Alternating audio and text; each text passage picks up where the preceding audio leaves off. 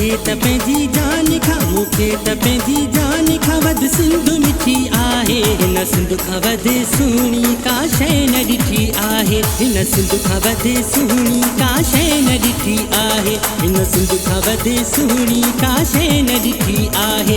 मूंखे त पंहिंजी जान खां मूंखे त पंहिंजी जान खां वध सिंधु मिठी आहे। हिन सिंधु खां वध सुहिणी का शइ न ॾिठी आहे। हिन सिंधु खां वध सुहिणी का शइ न ॾिठी आहे। हिन सिंधु खां वध सुहिणी का शइ न ॾिठी आहे।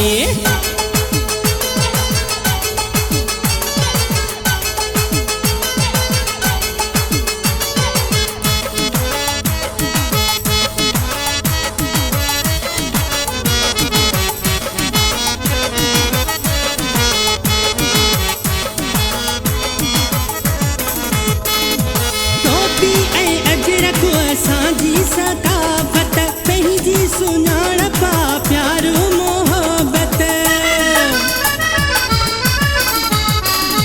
टोपी ऐं अजरक असांजी सकाफ़त पंहिंजी सुञाणप प्यार मोहबत मूं लाइ त हर लिहाज़ खां मूं लाइ त हर लिहाज़ खां हीअ सिंधु सुठी आहे। हिन सिंधु खां वध सुहिणी का शइ न ॾिठी आहे। मूंखे त पंहिंजी जान खां मूंखे त पंहिंजी जान खां वध सिंधु मिठी आहे। हिन सिंधु खां वध सुहिणी का शइ न ॾिठी आहे।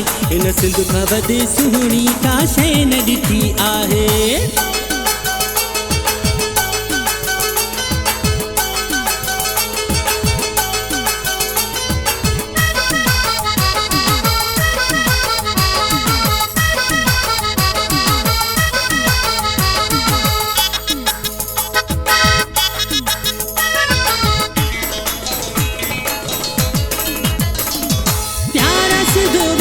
असां प्यार करणु ॼाणो दोस्तीअ में संगत में सिर बि ॾियणु ॼाणो।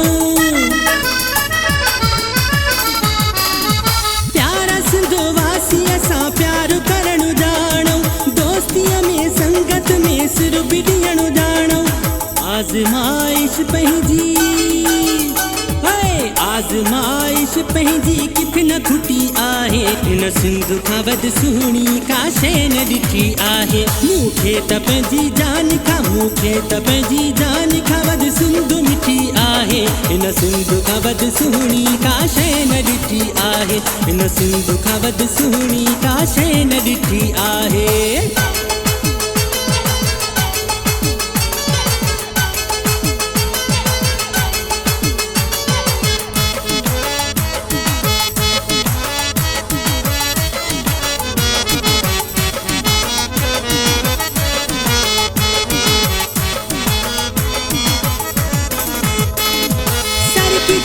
सिंधु जो शान मां लिखां थो इसरार सिंधी हा फ़ख़ुर सां चवां थो।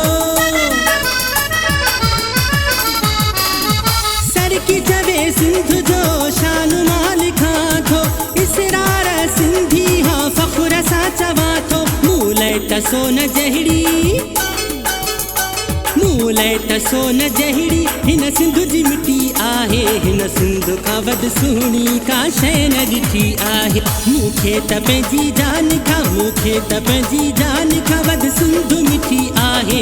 हिन सिंधु खां वध सुहिणी का शइ न ॾिठी आहे। हिन सिंधु खां वध सुहिणी का शइ न ॾिठी आहे। मूंखे त पंहिंजी जान खां मूंखे त पंहिंजी जान खां वध सिंधु मिठी आहे। हिन सिंधु खां वध सुहिणी का शइ न ॾिठी आहे। हिन सिंधु खां वध सुहिणी का शइ न ॾिठी आहे। हिन सिंधु खां वध सुहिणी का शइ न ॾिठी आहे।